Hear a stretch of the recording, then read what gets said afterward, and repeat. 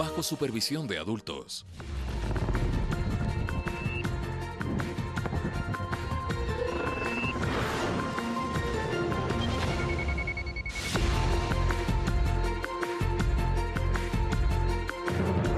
Momento de las noticias. Gracias por estar con nosotros en Telediario Estelar.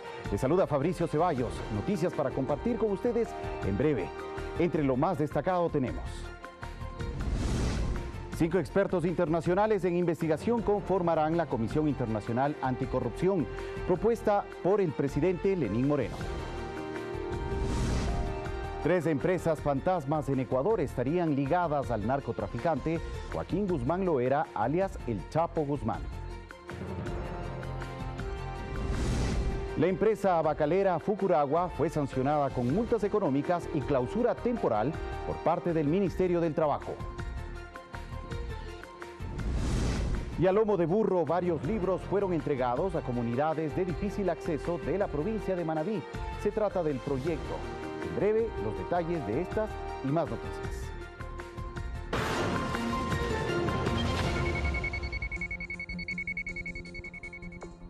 Arrancamos con las noticias. 5 expertos internacionales en investigación anticorrupción conformarán la Comisión Internacional propuesta por el presidente Lenín Moreno. Este martes, autoridades del gobierno mantuvieron un primer acercamiento con el cuerpo diplomático acreditado en el país. La idea con ese primer encuentro fue definir lo siguiente: potenciales candidatos en conformar esta comisión internacional de expertos, la cual estará integrada por 5 personas. Y segundo, definir metodología y cuándo empezarán con el trabajo. Lo que se busca con esta comisión de expertos internacionales es lograr un trabajo independiente y autónomo que diagnostique, investigue y complemente lo que ya se ha hecho con la institucionalidad local. Sino también vamos a crear mecanismos institucionales más sólidos para buscar perseguir este tipo de delitos que, como todos sabemos, no es una tarea sencilla. Los comisionados deberán orientar sus esfuerzos en cumplir estos campos: la detección, investigación, judicialización de los casos de corrupción, recuperación de lavado de activos o recuperación del perjuicio que tenga el Estado y sobre todo la reparación que corresponda también para el Estado. La Comisión Internacional de Expertos no tendrá la potestad de juzgar ni sancionar, pues se dejó en claro que todo su accionar se enmarcará dentro del respeto y cumplimiento al orden jurídico ecuatoriano. Todo lo que tengamos que generar procesos de recuperación de activos lo haremos, pero eso depende de una sentencia ejecutoriada de carácter penal. Hemos entregado a la justicia más de 500 denuncias de posibles actos de corrupción. Repito lo que expresé hace tiempo. Comparto la frustración que sienten muchos ciudadanos por la inacción de algunos fiscales y jueces. La Comisión Internacional de Apoyo en la Lucha Anticorrupción ejercerá funciones hasta el final del actual periodo presidencial y su campo de acción, se dijo, será sobre los casos denunciados en el gobierno anterior, como los que eventualmente puedan registrarse en el presente periodo. Javier Ceballos, Telediario. Y este martes, la Secretaría Anticorrupción de la Presidencia y el Consejo de la Judicatura se sumaron al Convenio Interinstitucional de Lucha contra la Corrupción. Allí, la titular de la Judicatura solicitó a la Contraloría que evalúe al Consejo Transitorio que los presidió en funciones. Iván Granda y María del Carmen Maldonado sellaron con su firma la participación de la Secretaría Anticorrupción de la Presidencia y el Consejo de la Judicatura al Convenio de Lucha contra la Corrupción, del cual forma parte la Contraloría, Fiscalía General del Estado, GUAFE y Procuraduría. Según Pablo Celi, Contralor General del Estado subrogante, a través del mismo se pueden articular acciones de manera más eficiente. No es posible tener una formulación integral si es que no cooperamos con la información que cada uno de nosotros tiene respecto de las investigaciones particulares que realiza. Tiene un único fin: coordinar las acciones para trabajar en una sola línea y llegar a un solo objetivo, que es la lucha contra la corrupción, caiga quien caiga. Celi también se refirió a la Comisión Internacional Anticorrupción que, según el presidente Moreno, se constituirá en el país. Esto no subroga las responsabilidades, funciones y competencias de cada una de las instituciones, entre otras todas las aquí presentes.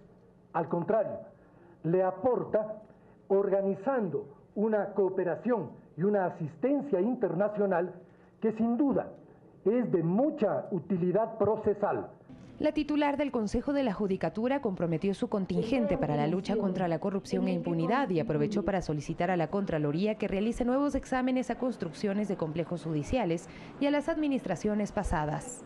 Que en todo lo que corresponda se sirva ampliar el análisis al periodo del Consejo de la Judicatura transitorio. Además, se hizo un llamado a todas las instituciones a unirse a este esfuerzo y se pidió a la ciudadanía que sus denuncias tengan sustento y sean comprobables. Sofía Montoya, Telediario. Y según el informe 2018 de percepción sobre la corrupción de la organización Transparencia Internacional, Ecuador ocupa el puesto 114 de un total de 180 países, con un índice de 34 sobre 100, siendo este último número el rango de un país libre de corrupción. El caso Odebrecht es considerado como el más representativo de cómo la corrupción hizo metástasis en las estructuras de al menos 12 países. Ahora se exhortó nuevamente al apoyo de la comunidad internacional para la integración de una comisión de expertos que refuerce la institucionalidad del país en materia de trabajo anticorrupción.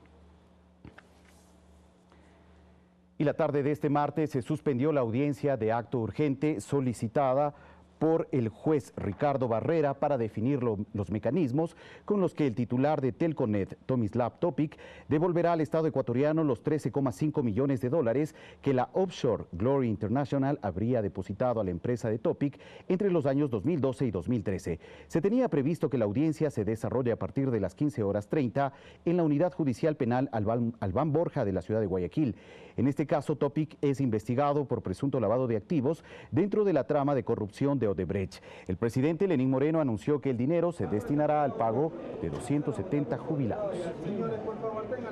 Lamentablemente, por cuestiones ajenas y procesales a otro caso, el juez está ocupado en otra audiencia y no se ha podido desarrollar. El ingeniero está dispuesto a cumplir con su palabra, con el ofrecimiento que ha sido bien recibido por la Presidencia de la República. La propuesta es cumplir a cabalidad lo ofrecido por el Presidente de la República. El Presidente de la República ya ha ofrecido este dinero y nosotros estamos dispuestos a colaborar y tendremos que esperar una nueva fecha y compareceremos nuevamente.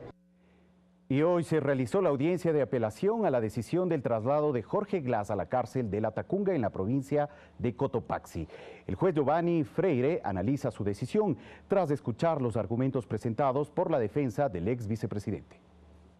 1 hora y media llevó la audiencia de apelación interpuesta por la defensa del ex vicepresidente Jorge Glass a la decisión del traslado de la cárcel 4 en Quito al Centro de Rehabilitación de La Tacunga, el 21 de octubre de 2018. Inicialmente Jorge Glass estuvo presente mediante videoconferencia, pero al no ser obligatoria su presencia se retiró.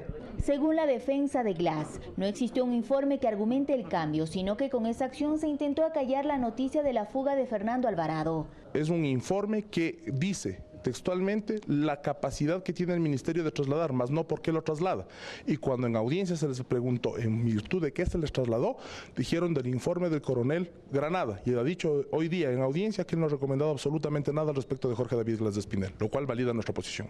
También expuso la situación médica de Glass, quien se encuentra en un área en transitorio adaptada del centro de rehabilitación, en donde existe hacinamiento, afirmó, pues actualmente habrían más de 200 personas privadas de libertad en un lugar diseñado para 20. Jorge David Glass de Espinel tiene precio en su cabeza. Son amenazas de los grupos de delincuencia organizada. En representación del ex Ministerio de Justicia, hoy Secretaría de Derechos Humanos, se presentó Diego Cobo, quien es coordinador de la Cárcel 4. A su criterio, este caso se debía efectuar en La Tacunga y alegó una falta de competencia. Además, señaló que en el Centro de Rehabilitación de Cotopaxi no existe amenaza alguna en contra de Glass y que ahí existe un centro médico permanente que puede atender su condición médica. El juez Giovanni Freire llamó la atención del funcionario, pues consideró que la argumentación fue deficiente, ya que a un inicio manifestó que no se oponía a la apelación de Glass y minutos después pidió disculpas y expresó su oposición al traslado solicitado. Y yo haré valer mis derechos, porque si nos vieran la decisión en privado, esto hay que llevarlo a las cortes internacionales. Al finalizar la diligencia no dio declaraciones a la prensa. El magistrado analizará si acepta o no el recurso planteado y señaló que en los próximos días convocará a las partes para dar a conocer su decisión. Olga Velasco, Telediario. Más temas. La defensa de Iván Espinel califica de injerencia en la justicia los pronunciamientos de autoridades luego del fallo de inocencia a favor del exministro por el delito de peculado. Con esto afirman sentirse derrotados desde ya en el juicio por lavado de activos que arranca este miércoles. Las autoridades de justicia ya se pronunciaron. Rechazan la inocencia dictada a favor del exministro Iván Espinel por peculado e investigarán a los jueces del Tribunal de Garantías Penales que resolvieron este caso. Para que inicie la investigación. Está en investigación. Reitero, no del contenido de los fallos, porque eso es una gestión jurisdiccional, sino de posibles irregularidades en cuanto al comportamiento que incurra en sanciones disciplinarias. Por este motivo, la defensa de Iván Espinel pide que los audios de la audiencia por peculado sean abiertos a la ciudadanía. Lo que pedimos es que las audiencias sean públicas y que en último de los casos los audios de la audiencia de peculado sean revisados por quien quieran y por las comisiones de juristas que a bien tengan para demostrar que el fallo es justo. Pese a ser declarado inocente de peculado, Espinel sigue privado de su libertad, pues cumple prisión preventiva por lavado de activos. El juicio en este caso inicia este miércoles, pero con lo sucedido, la defensa afirma sentirse derrotada. Va a ser condena contra Iván Espinel, probablemente pena máxima por el delito de lavado de activos. Es evidente. ¿Por qué? Lo avisamos públicamente porque los jueces están atemorizados, obviamente. Si un juez le dio la inocencia y ahora los amenaza a todo el mundo con meterlos presos y destituirlos del cargo, ¿qué juez en su sano juicio va a pronunciarse a favor del doctor José Iván Espinel Molina? Espinel es acusado junto a otras 3 personas por el caso de lavado de activos, que según la Fiscalía el perjuicio al Estado ascendería a $770.000. Este lunes la Secretaría Anticorrupción se sumó a los pronunciamientos y mediante un comunicado exhortó a la Administración de Justicia a hacer seguimiento a los jueces en estos casos. Luis Alfredo Zúñiga, Telediario.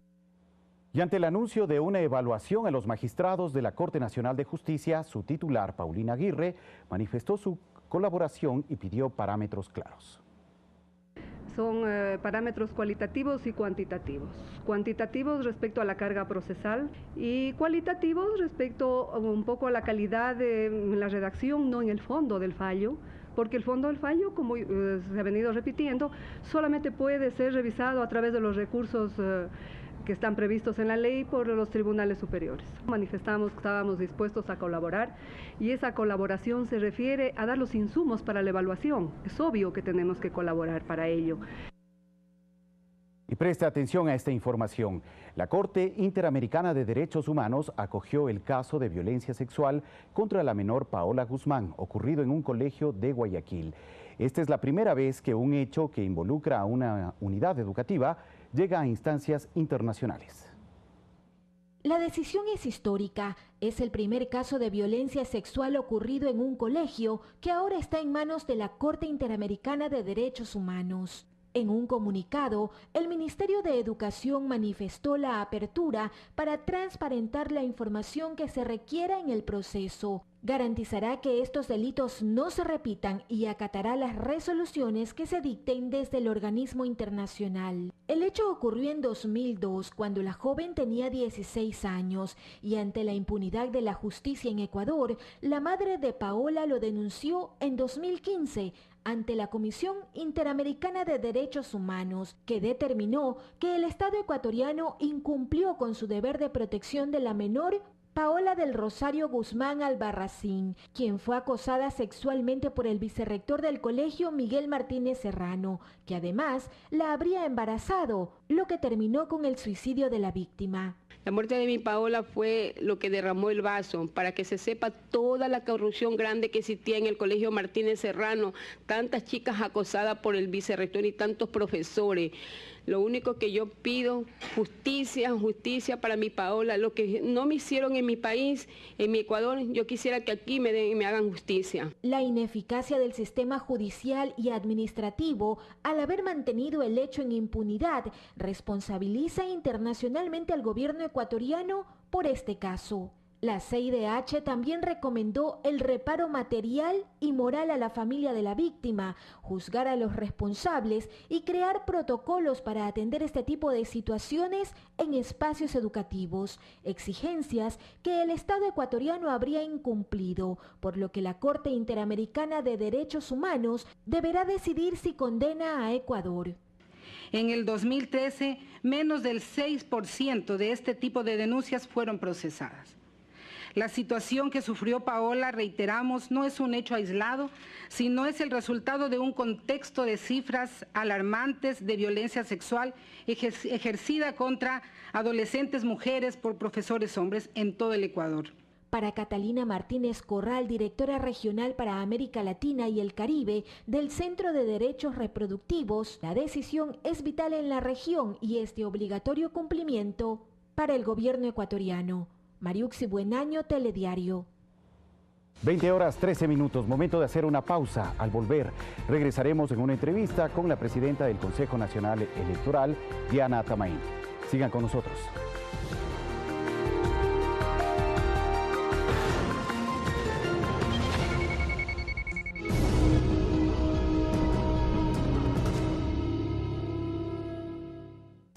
Hoy, Itoko tiene su primer día de trabajo. Hola a todos, he vuelto. Itoko Ohara a su servicio. Yo dejé la escuela para poder venir a trabajar aquí. Espero que podamos ser amigos.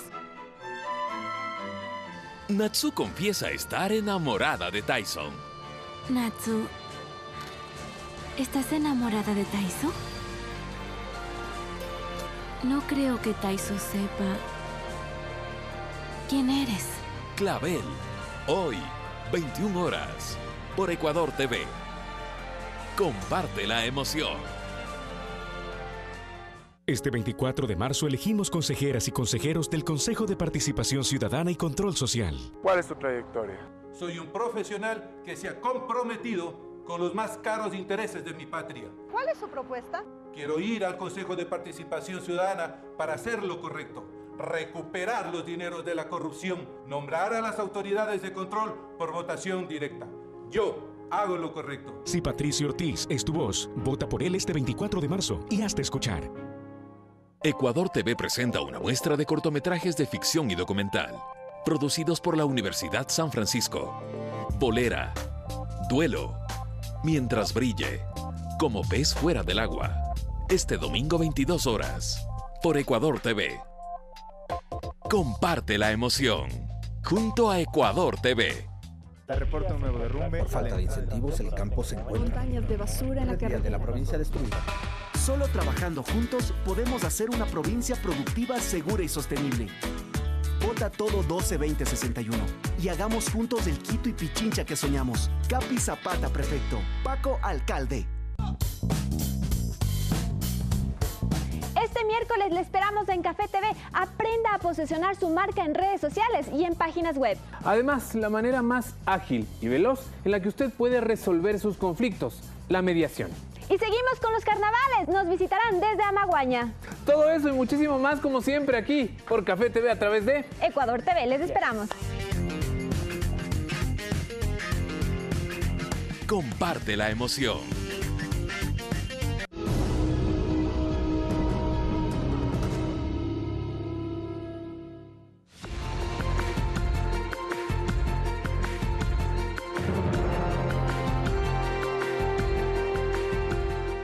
Horas 16 minutos para conocer los detalles del proceso electoral del próximo 24 de marzo. Se encuentra ya con nosotros la presidenta del organismo, Diana Tamain. Gracias, Diana, por estar aquí en Telediario.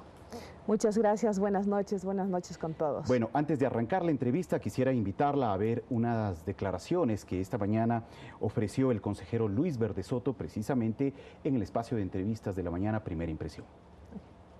que haya transparencia, que haya cruce de información entre todas las vertientes que integran el Consejo Nacional Electoral, que es la garantía del proceso. Nosotros no desestabilizaremos al proceso, garantizamos que el proceso debe llegar hacia el final, pero obviamente para poder garantizarlo se necesita que se aclaren contratos, se necesita que se aclaren formas de organización, se necesita que se aclaren políticas electorales de exclusión. Hay una política heredada del correísmo que se mantiene con un hiperpresidencialismo interno, que lo único que hace es mantener el poder y utilizar esos recursos para excluir. Ciertamente yo me siento incómodo con esta lucha tan denodada que recuerda simplemente los periodos de Alvarado y los periodos del correísmo.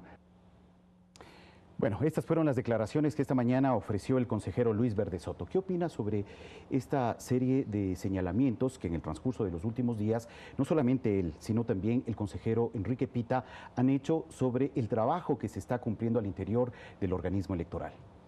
Bueno, decirle al país que el trabajo que lleva el Consejo Nacional Electoral en estas elecciones y que ya estamos en cuenta regresiva es una responsabilidad enorme que tenemos que afrontar y también al mismo tiempo un desafío, puesto de que ahora tenemos históricamente un número récord de más de 80,000 candidatos que tienen que participar en las próximas elecciones. Eso para nosotros significa una responsabilidad muy grande que no sería posible si no se habrían vinculado más de 45,000 personas que están trabajando arduamente como operadores, como notificadores, como capacitadores, como digitadores en todo el país. Es importante rescatar ese trabajo. No sería posible sin la participación de más de 270,000 miembros de las juntas receptoras del voto, que son los guardianes del voto, de la gente que se va a acudir a las urnas a elegir a sus autoridades. Ellos son los guardianes de la democracia que nos garantizarán la transparencia.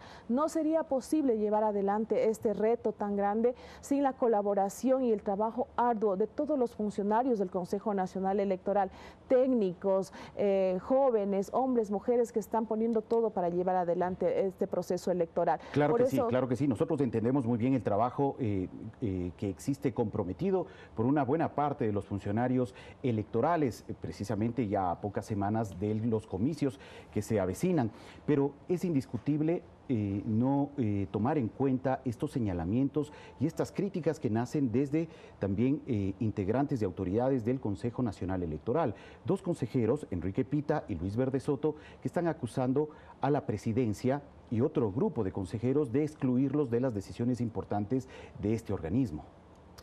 Mire, en un grupo colegiado donde la representación en este grupo colegiado viene de varios partidos políticos y de organizaciones sociales, siempre hay divergencia de opiniones, hay otros criterios para tomar decisiones. Yo quiero destacar que este Consejo Nacional Electoral, en la mayoría de las resoluciones, en la mayoría de las decisiones, se ha aprobado con votación unánime. Hay otras en las que hemos discrepado y para poder resolver tenemos que igual someter a votación y gana el que tenga mayoría. Esto es parte de la democracia.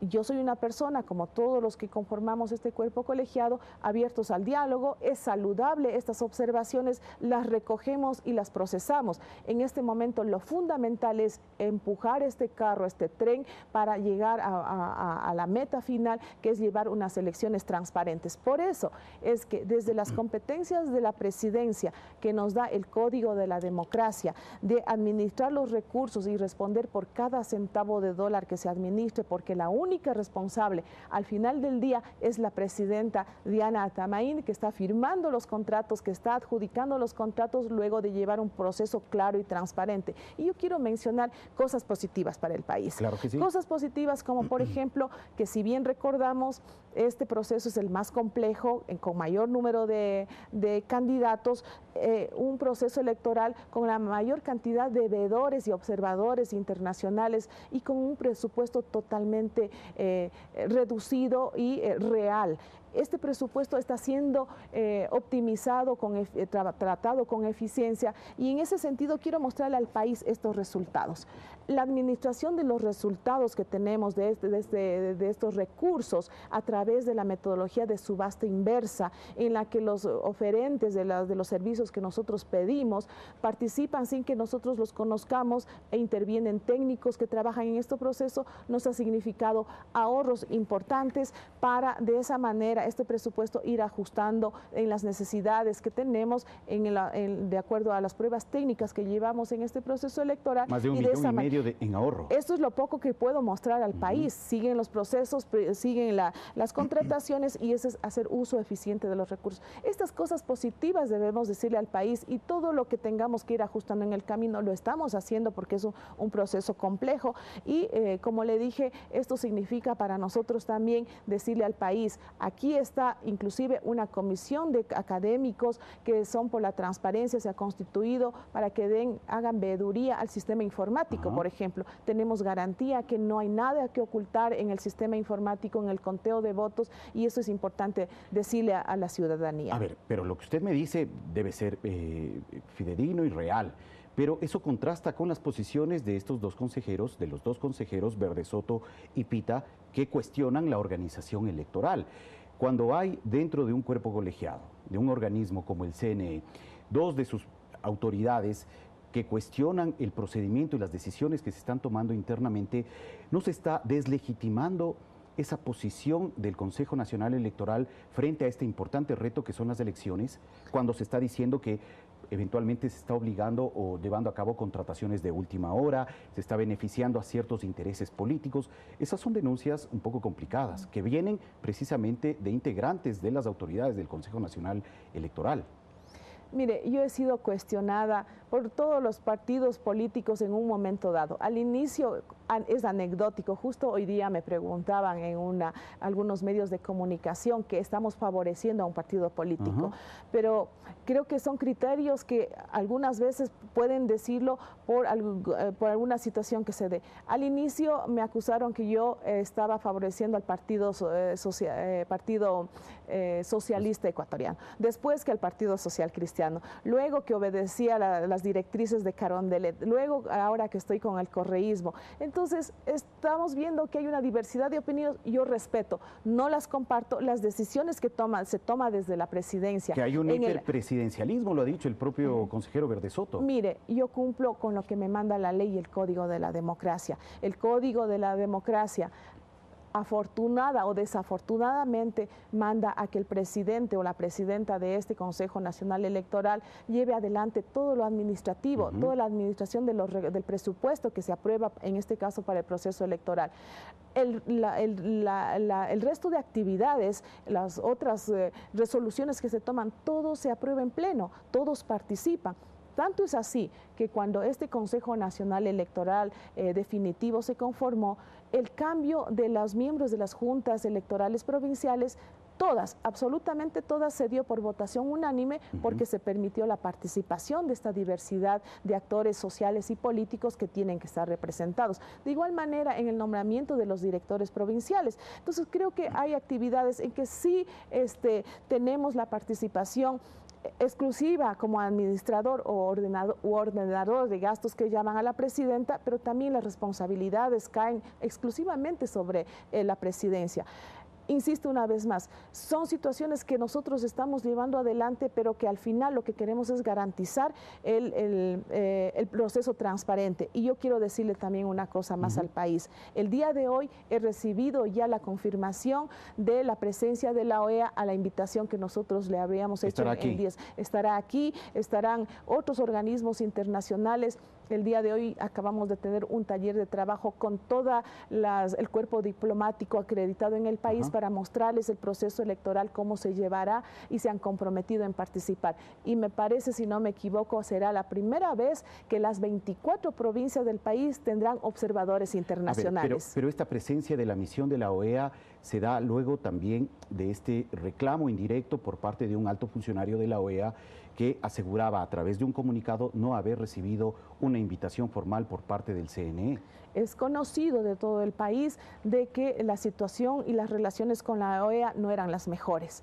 Sin embargo, como presidenta del Consejo Nacional Electoral, me correspondía llevar adelante un proceso de diálogo transparente, frontal, con las reglas de juego claras, para que esa misión es lo que nosotros necesitamos. Todas las misiones vienen con una misión de hacer una observación técnica, de ayudarnos con los informes de un proceso para ir mejorando en otros eventos electorales. ¿Ellos vendrán entonces? Ellos vienen, acabo de recibir la carta sin condicionamientos? Sin condicionamientos, siempre se firma un acuerdo o un convenio de cooperación para este tipo de misiones, no solo la OEA lo firma, todos los observadores internacionales, inclusive los observadores nacionales. Hay otra buena noticia, tenemos más de 1000 personas, entre personas naturales y personas jurídicas nacionales, que se han inscrito para llevar adelante la veeduría de este proceso electoral. Y hay más requerimiento por lo que el día de mañana nosotros invitamos a los ciudadanos a participar en esta minga democrática, en esta fiesta democrática, a inscribirse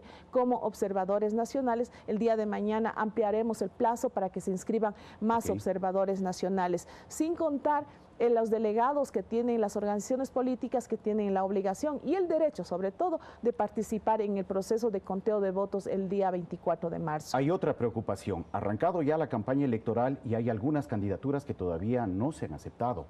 Hay incluso vacíos de candidaturas en ciertas localidades o puntos del país. ¿Cómo se va a resolver este tema? Ya está resuelto, es evidente que se ha demorado. Mire, en comparación de una elección anterior, un proceso anterior en el 2017, de 28.000 candidatos inscritos a 80.000, se ha tenido que triplicar el trabajo tanto del Consejo Nacional Electoral como del Tribunal Contencioso. El contencioso ya ha resuelto, ya nos han llegado las notificaciones en la provincia del Oro, que era la última provincia que no se había resuelto.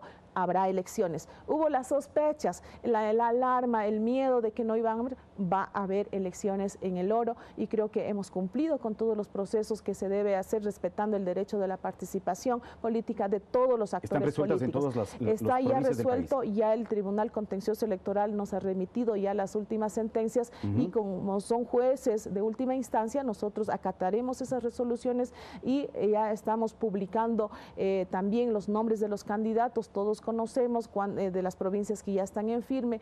Ya se ha superado, estamos cerca del 70% de la impresión de papeletas en el IGM, que son los que serán distribuidos para que la gente pueda acudir a votar por los candidatos. Vamos terminando ya la entrevista. ¿Usted siente que estas elecciones garantizan un proceso de transparencia completamente?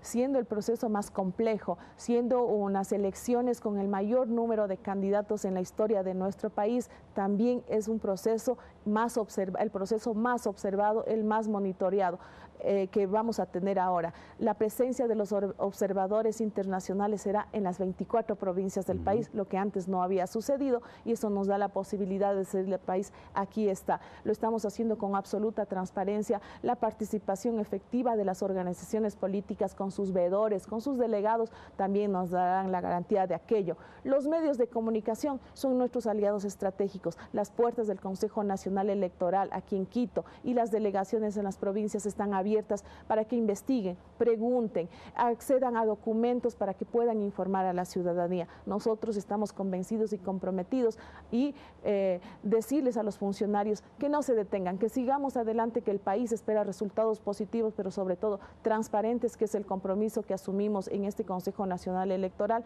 cuando nos nombraron consejeros definitivos en el último proceso que tuvimos que participar como aspirantes, y ahora estamos llevando este proceso. De acuerdo. Muchas gracias, presidenta. Muchas gracias. Agradecemos a la presidenta del Consejo Nacional Electoral, Diana Atamaín, quien nos ha ofrecido sus puntos de vista sobre estas discrepancias internas que se han registrado en el organismo electoral y también la organización de los comicios que se avecinan el próximo 24 de marzo. Vamos a revisar ahora más noticias. Alrededor de 822 empresas han sido calificadas como fantasmas en Ecuador. 3 de ellas estarían ligadas al narcotraficante Joaquín Guzmán Loera, alias El Chapo Guzmán.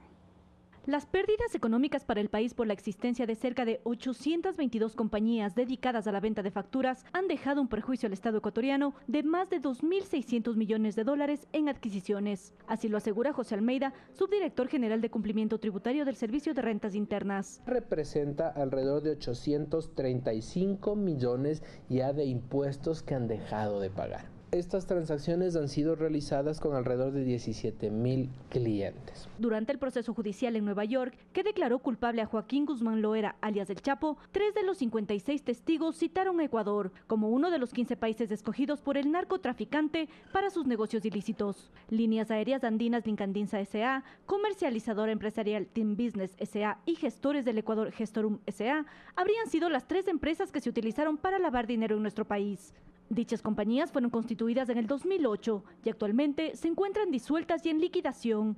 Sus administradores pertenecían al clan Cifuentes Villa del líder colombiano Jorge Cifuentes, alias Elkin de Jesús López, este último presidente de Gestorum S.A. Carlos Calero, director general de la firma del asesor contable, señala que las empresas fantasmas en su mayoría son sociedades anónimas o compañías limitadas y son controladas por la Superintendencia de Compañías y especialmente por el SRI. Las facturas que se utilizan para prestar los servicios son autorizadas por el Servicio de Rentas Internas. Dentro de las competencias que tiene este órgano de control está determinar la real actividad económica en las transacciones que realizan los contribuyentes, como se lo hizo con las empresas fantasmas ligadas al Chapo Guzmán. Lo que hemos verificado es que efectivamente estas empresas han sido depuradas de los registros debido a que no existe una actividad económica real. Al momento el SRI ha logrado la recuperación de 860 millones de dólares generados sobre los impuestos que no han pagado las empresas consideradas fantasmas. Ivana Paredes, Telediario. Más noticias. La madre de David Romo pide nuevas diligencias y pericias en torno al celular de su hijo, quien desapareció en mayo de 2013. Esto como parte de las investigaciones que se realizan en la Fiscalía por el delito de desaparición forzosa. A cerca de 6 años de la desaparición de David Romo, su madre solicitó a la Fiscalía efectuar pericias sobre el celular de su hijo. Esto dentro de la investigación que se efectúa por desaparición forzada tras la denuncia que presentó en agosto de 2018. De las cuales se desprenden 2 cosas. La ubicación de David y las llamadas telefónicas que recibió en el día de su desaparición. Y también si efectivamente el teléfono de David, que supuestamente le robaron, es el teléfono de David. Que es una información que debe estar registrada en la empresa de telefonía celular y que puede dar con muchísimos elementos convincentes, ¿no es cierto?, de qué es lo que pasó realmente. Además, solicitan que el primer caso que se abrió y en el que se investigó el delito de asesinato, se ejecute la sentencia en la que se declaró la inocencia de los 5 procesados, caso en el que la Fiscalía apeló y la audiencia se efectuará el próximo 8 de abril. Pero esa sentencia también permite tener elementos para evidenciar las responsabilidades de fiscales y policías en todo el proceso.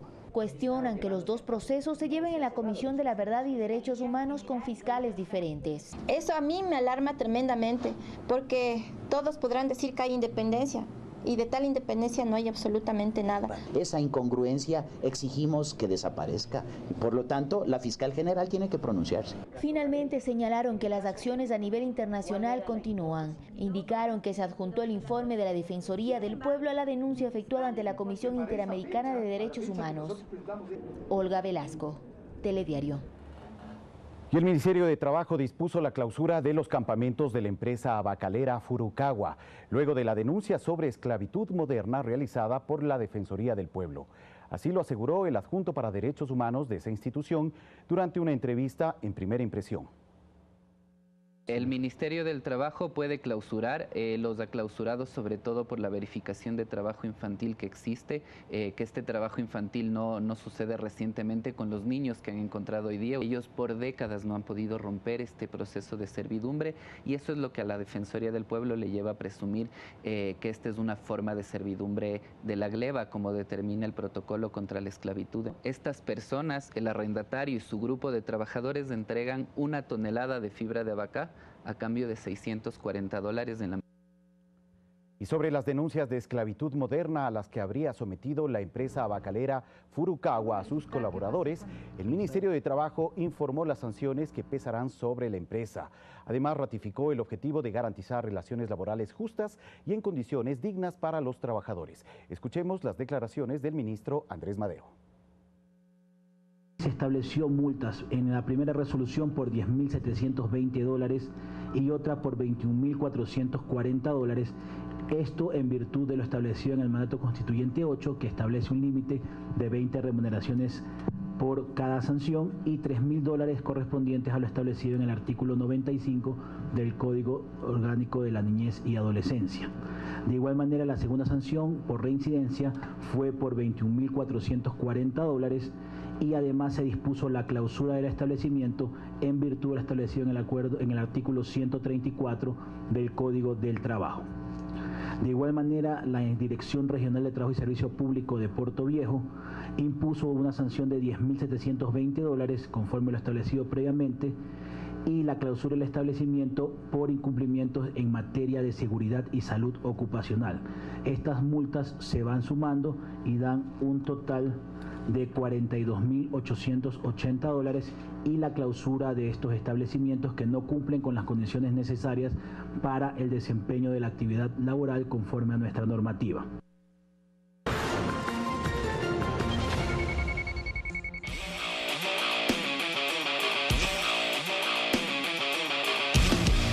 Un nuevo asalto cobra otra víctima fatal. Los índices de desempleo, la basura del hogar está en todas las... Entre todos y trabajando unidos podemos cambiar esta realidad. Y hagamos juntos el Quito y Pichincha que soñamos. Paco Alcalde, Capi Zapata Prefecto. Un nuevo asalto cobra otra víctima fatal. Los índices de desempleo, la basura del hogar está en todas las... Entre todos y trabajando unidos podemos cambiar esta realidad. Para concejales Distrito Centro, vota todo 12, Izquierda Democrática. Paco Alcalde, Capi Zapata, Prefecto, vota todo 12, Izquierda Democrática. Un nuevo asalto cobra otra víctima fatal. Los índices de desempleo, la basura del hogar está en todas las... Entre todos y trabajando unidos podemos cambiar esta realidad. Para concejales Distrito Sur, vota todo 1261. Paco Alcalde, Capi Zapata Prefecto, vota todo 1261. Este miércoles, 20 de febrero, en Primera Impresión, Juan Sebastián Roldán, secretario particular de la Presidencia, hablará sobre la lucha contra la corrupción y el apoyo internacional en esta materia. Pablo Campana, ministro de Producción, Comercio Exterior, Inversiones y Pesca, explicará detalles sobre los polos productivos de desarrollo y la inversión privada generada hasta el momento en el país. Carlos Pontón, consultor tributario, analizará el lavado de activos, cuentas offshore y los tentáculos del Chapo Guzmán en el Ecuador. Primera Impresión, con Eduardo Califé. Comparte la emoción.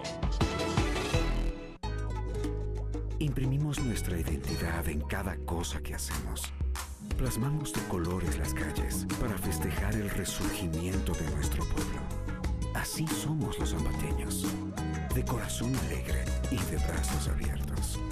68ª edición de la Fiesta de la Fruta y de las Flores. Del 1 al 5 de marzo del 2019. ¡Viva Ambato! Autorización número 0180. CNE. Elecciones seccionales 2019. Campeonato ecuatoriano de fútbol está que arde después de la segunda fecha. Los esperamos esta noche a las 23 horas para hablar de táctica y estrategia, además de la Champions. Comparte la emoción.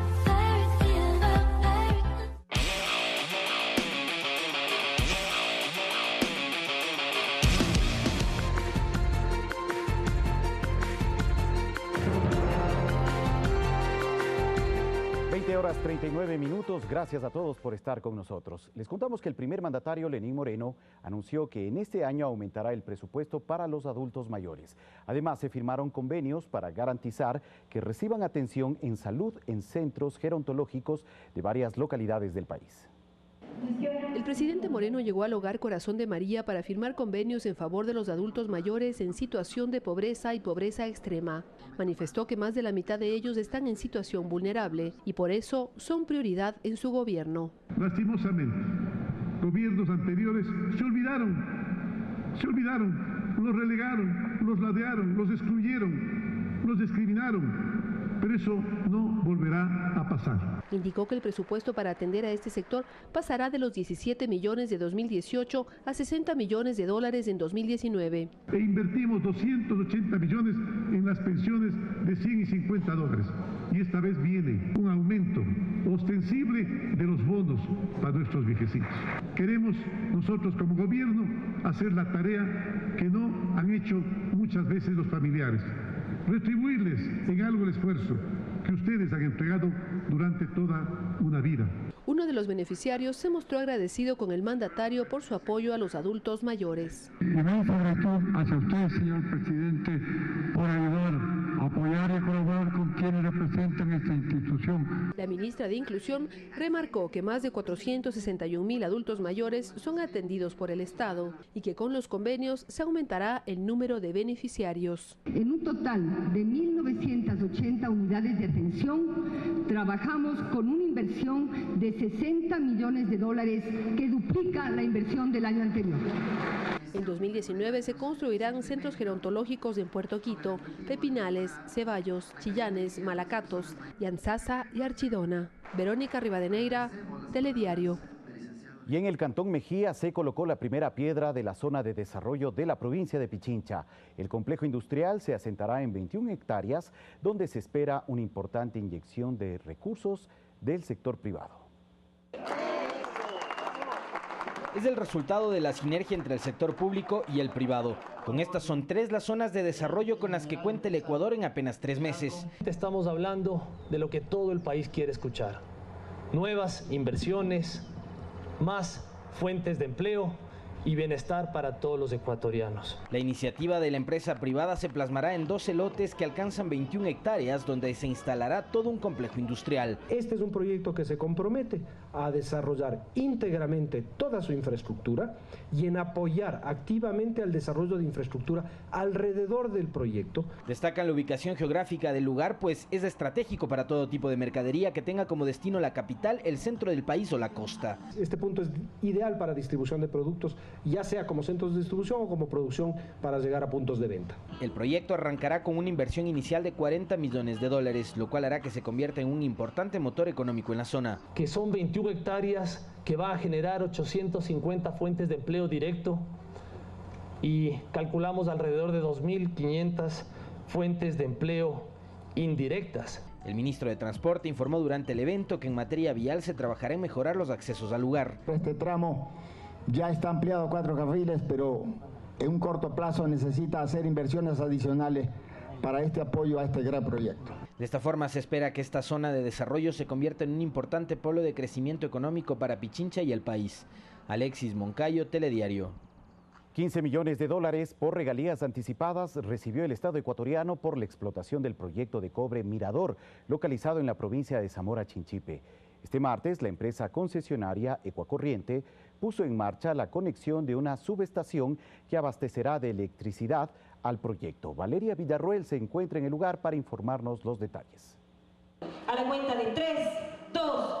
Presionaron el botón que inició la conexión de energía eléctrica de 230 kilovatios para el proyecto minero Mirador. Esta conexión forma una de las bases fundamentales para la producción del proyecto Mirador. 65 millones de dólares fue la inversión que incluyó la instalación de 290 torres en 2 años y medio. La construcción con una inversión en conjunto con el Estado ecuatoriano. En una ceremonia que se realizó en el campamento situado en la parroquia de Tundaime, Cantón El Pangui, provincia de Zamora Chinchipe, en la Amazonía ecuatoriana, la empresa Ecuacorriente, concesionaria del proyecto minero, entregó al Estado ecuatoriano 15 millones de dólares por regalías anticipadas. Y ha generado, a través de una inversión de 1.095 millones de dólares, impuestos y réditos tributarios al Estado ecuatoriano, que al 31 de diciembre del 2018 están en el rango de 126 millones. Es la tercera entrega que realiza la empresa. Suman 85 millones que fueron comprometidos desde el año 2015, cuando inició la construcción. Aquí este es un proyecto. Tiene 3.18 millones de toneladas de cobre. Tiene 3.39 millones de onzas de oro. 27.11 millones de onzas de plata. El dinero será invertido para obras como más hospitales, más medicina, más carretera, más empleo. Eso es lo que necesita el Ecuador y por eso es que esta inversión extranjera es necesaria en nuestro país. La alcaldesa del Pangui y el representante de la parroquia de Tundaime pidieron que los recursos sean invertidos en ese territorio. Necesitamos que Tundaime tenga un centro de salud tipo B. Necesitamos que las calles de Tundaime estén asfaltadas. Necesitamos el mejorar la unidad educativa Jaime Roldós. El viceministro de Minería señaló que existe una ley que ampara la inversión en estas zonas. Existe una ley en el caso puntual de la Amazonía que define que el 60% de las regalías vuelven a las áreas de influencia directa del proyecto. Mirador es el primer proyecto a cielo abierto de minería industrial de cobre en el país. En julio de este año iniciará la fase de preproducción en el proyecto minero. Ecuador espera recibir por la exportación de cobre, plata y oro al menos 5.500 millones de dólares durante los 30 años de vida útil de la mina. Los ingresos más cercanos se verán a finales de 2019, cuando las autoridades prevén recibir al menos 50 millones de dólares por esta actividad. Hasta la fecha, el proyecto tiene un avance del 75% de construcción. Con cámaras de Edwin Cobo y José Luis Gualotuña, Valeria Villarroel, Telediario.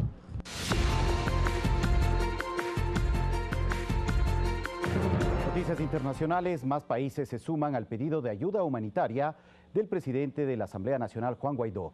18 millones de euros serían donados por los países del viejo continente. Además, varios artistas se unen al concierto Venezuela It Life en beneficio del pueblo venezolano. El presidente encargado de Venezuela, Juan Guaidó, indicó que Italia, España, Reino Unido y Alemania han donado 18 millones de dólares y 70 toneladas de insumos para el pueblo venezolano. Seguimos dando pasos, no solamente para ayudar al pueblo de Venezuela, no solamente para que ingrese la ayuda humanitaria en Venezuela el próximo 23, sino en que cese la usurpación definitivamente. Mientras que Japón reconoció a Guaidó como presidente interino de Venezuela y lamentó que Nicolás Maduro no haya convocado a elecciones como le pedían numerosos países.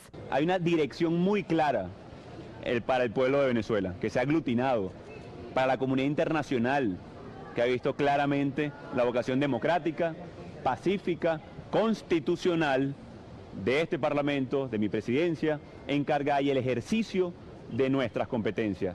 Varios cantantes como Alejandro Sanz, Maluma, Miguel Bosé, Luis Fonsi, Ricardo Montaner, Maná, entre otros, confirmaron su participación en el concierto Venezuela It Live, que se realizará este viernes en el lado colombiano para dar a conocer al mundo la situación que viven los venezolanos. Como réplica al evento de Cúcuta, el gobierno de Nicolás Maduro llevará a cabo el concierto bajo el lema Manos fuera de Venezuela este 22 y 23 de febrero.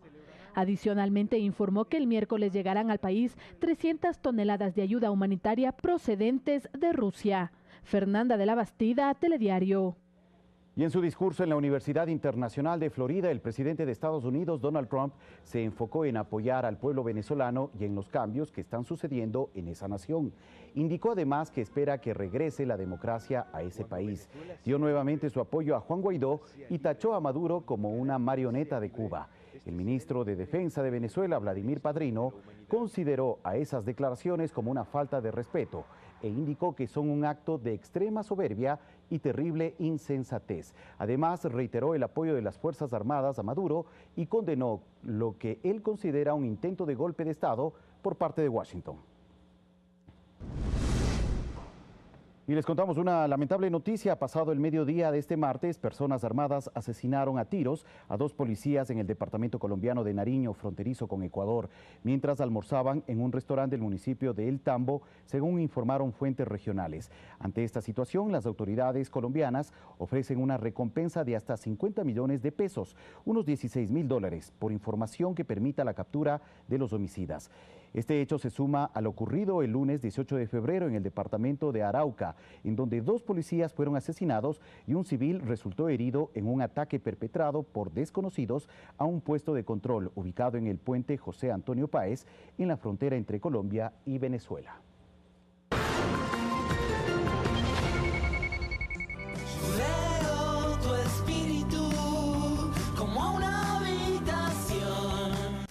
Hoy, Itoko tiene su primer día de trabajo. Hola a todos, he vuelto. Itoko Ohara a su servicio. Yo dejé la escuela para poder venir a trabajar aquí. Espero que podamos ser amigos. Natsu confiesa estar enamorada de Tyson. Natsu, ¿estás enamorada de Taiso? No creo que Taiso sepa quién eres. Clavel, hoy, 21 horas, por Ecuador TV. Comparte la emoción. Este 24 de marzo elegimos consejeras y consejeros del Consejo de Participación Ciudadana y Control Social. ¿Cuál es su trayectoria? Activista y defensor de derechos humanos y animales, magíster en ciencias internacionales, catedrático universitario. ¿Cuál es su propuesta? Impulsar observatorio concesión a empresas públicas, evaluar el consejo transitorio, devolver el dinero incautado por GEA, vigilar el uso del subsidio eliminado. Derecho para tus derechos. Si Walter Gómez es tu voz, vota por él este 24 de marzo y hazte escuchar. Noticias, política, cultura, actualidad. Una mirada a profundidad de los acontecimientos de nuestro mundo. Enfoque Mundial. Todos los sábados a las 21 horas. Por Ecuador TV. Comparte la emoción. Hoy, en Memoria del Futuro. Un proyecto que impulsa la conservación del cuy nativo ecuatoriano. Una estación de bipedestación para la asistencia a discapacitados. Y Sorbit, un emprendimiento de sorbetes comestibles a base de polvo natural de cacao. Las buenas ideas están en Memoria del Futuro. Hoy, a las 22 horas, por Ecuador TV. Comparte la emoción.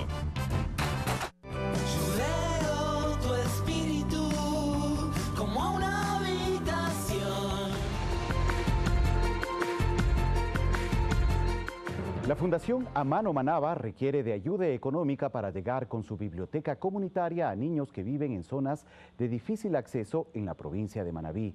Una pareja de quiteños ganadores del premio Literacy Awards contó con un burro para poder trasladar los primeros textos a las comunidades apartadas.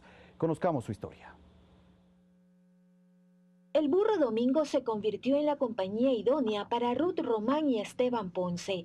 Después del terremoto en abril de 2016, su casa se destruyó y decidieron sumarse al voluntariado. Ruth y Esteban tenían un burrito en su casa para la colaboración en las tareas, digamos, agrícolas de la pequeña huerta doméstica. Así que comenzaron cargando los libros que tenían por allá desperdigados entre escombros a lomos de su burrito, Domingo Faustino Sarmiento, que el burrito se llama así en honor al presidente de Argentina, que fue el que creó la escuela pública en Argentina por primera vez. Ya oían la campana y sabían que venían los libros.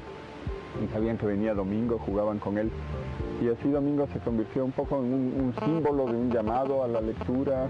Gracias a la colaboración de extranjeros que residían en la zona, recibieron por donación un terreno y fondos para construir su biblioteca, elaborada en caña de guadúa. Donado por James Madden, un vecino que vivía aquí y ya se fue. Ha dejado el terreno para que nosotros construyamos aquí el centro comunitario Amano Manaba.